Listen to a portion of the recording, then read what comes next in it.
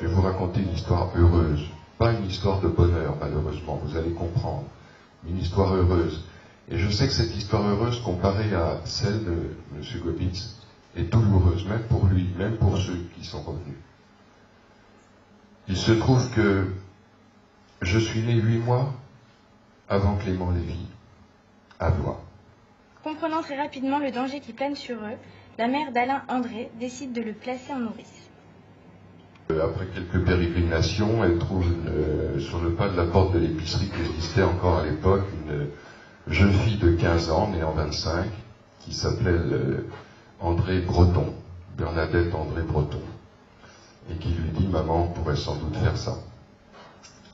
Ma mère voit cette femme qui s'appelle Charlotte Breton, qui est dans un petit hameau à 1 kilomètre du bourg d'Orchez.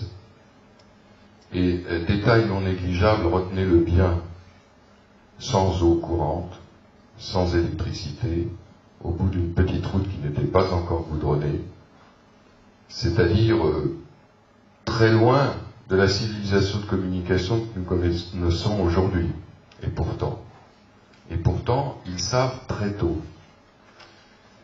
que recueillir un petit garçon comme moi, c'est dès 40 un peu compliqué, et vous allez le voir tout à l'heure dans les textes, dès 42 plus que compliqué, c'est un danger mortel, immédiat. Juillet 42, une gigantesque rafle est organisée à l'échelle de la région parisienne.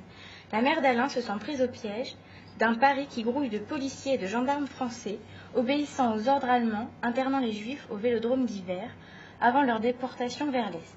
Elle écrit ce qu'elle pense être sa dernière lettre à la famille Breton et à son fils qu'elle a si peu connu. En tout cas, chère madame, je vous recommande plus que jamais mon fils. Je vous répète qu'en vous, j'ai une confiance illimitée. Je connais vos sentiments pour lui, je sais que vous et M. Breton le chérissez comme un fils, qu'Anne-Marie et André, les deux filles, l'aiment comme leur petit frère.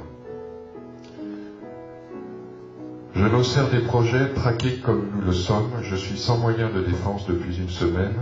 Adèle, qui est une amie à elle, cachée chez la tante aussi, Adèle et moi vivons chez votre sœur. Si par malheur je n'avais pas la joie de l'embrasser et qu'il m'arrive le gros ennui que je crains, parlez à mon fils, Alain, de sa maman de Paris, qu'il ne m'oublie pas, qu'il me regarde quelquefois sur la photo, pour que si un jour je reviens, je ne sois pas pour lui une étrangère. Excusez-moi encore, chère madame, je vous tourmente de mes tristes pensées, et depuis une semaine je souffre tant, qu'aucun mot ne peut décrire mon tourment. Bon, mon fils vous avez lutté, lui avez donné une seconde fois la vie. Il vous remerciera d'être sa maman. La dette que j'ai contractée envers vous, tous, ne se paiera jamais. Madame Breton lui répond.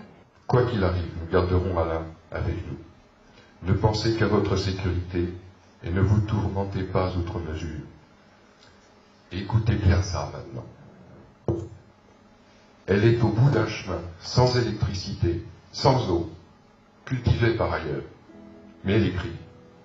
Nous étions depuis le matin au courant des événements, par une dame de toute confiance, qui avait vu en gare d'Orléans plusieurs trains de bestiaux remplis d'enfants.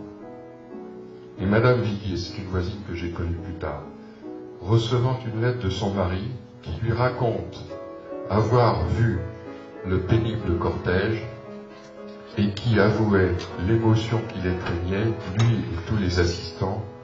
Tout le monde est du reste écœuré de telle façon d'agir. On a le droit de se demander où on vit. Elle dit plus loin, quel enfer pour tous ceux qui sont visés, et qui sait si le même sort ne nous attend pas. Soyez ainsi tranquilles que l'on peut être sur le sort de votre petit garçon. Il ne se doute pas une seconde de tous les tourments que d'autres endurent.